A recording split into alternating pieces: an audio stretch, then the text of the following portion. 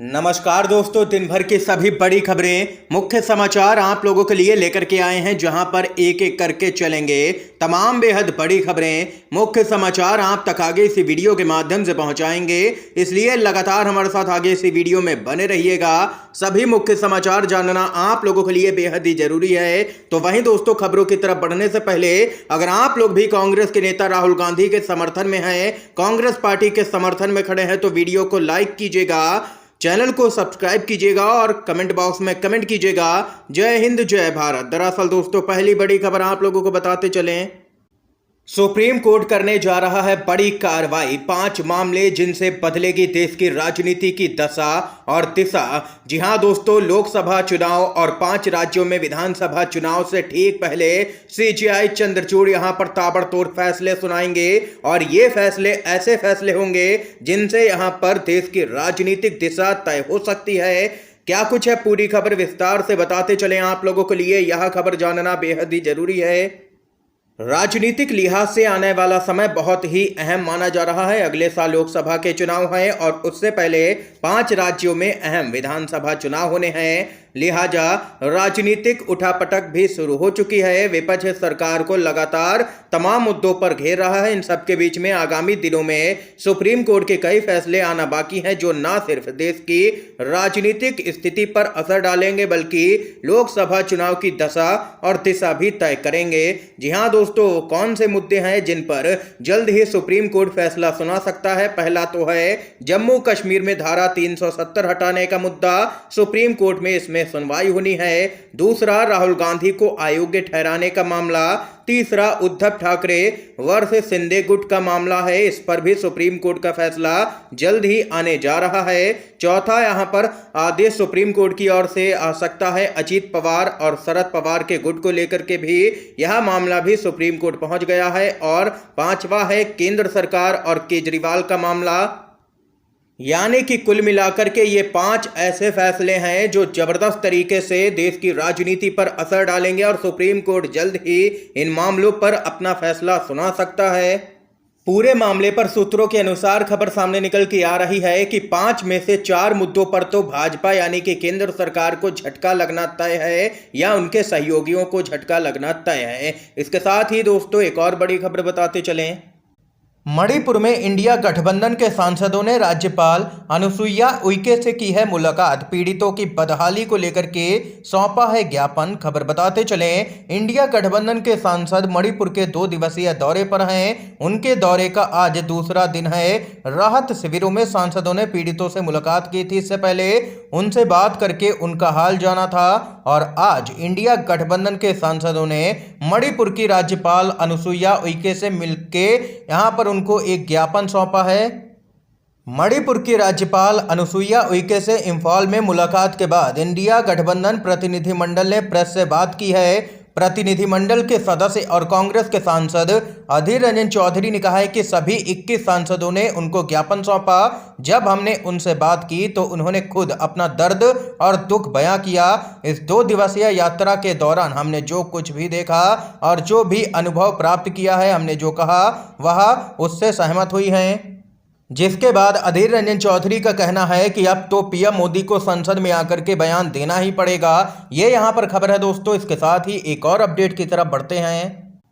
भाजपा के हाथ से निकल सकते हैं 4 बड़े राज्य। जी हां दोस्तों, क्या कुछ है, पूरी खबर विस्तार से बताते चलें। अगर आज लोकसभा चुनाव हुए तो इन 4 राज्यों में एनडीए को नहीं मिलेगी एक भी सीट।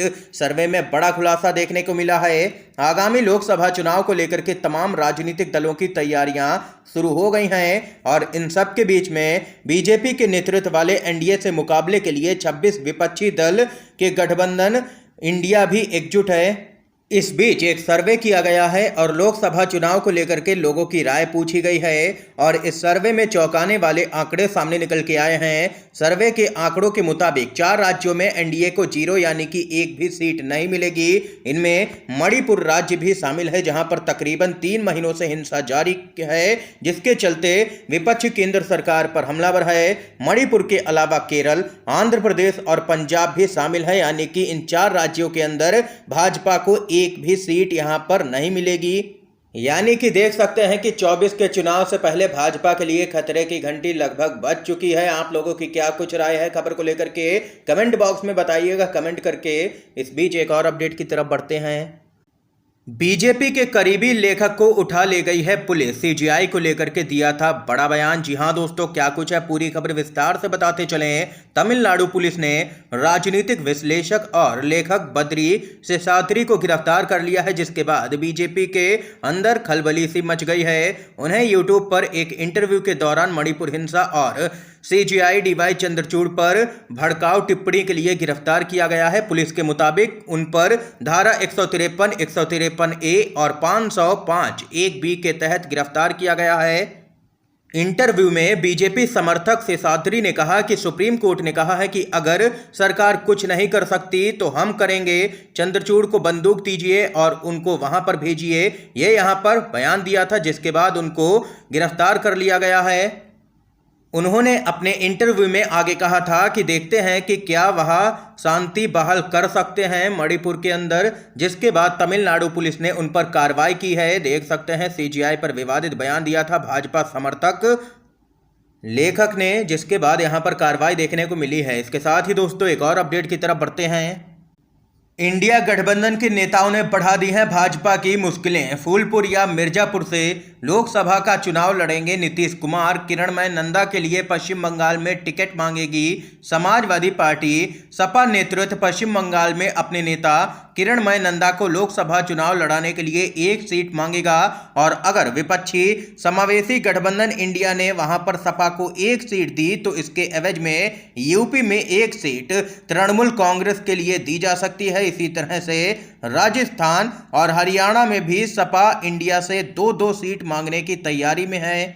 बताते चलें, समाजवादी पार्टी की तरह ही तृणमूल कांग्रेस भी राष्ट्रीय पार्टी का दर्जा हासिल करना चाहती है।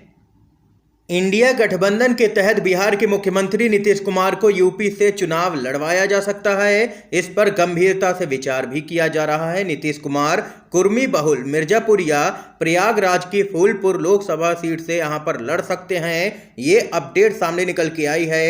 इसके साथ ही एक और बड़ी खबर की तरफ चलते हैं।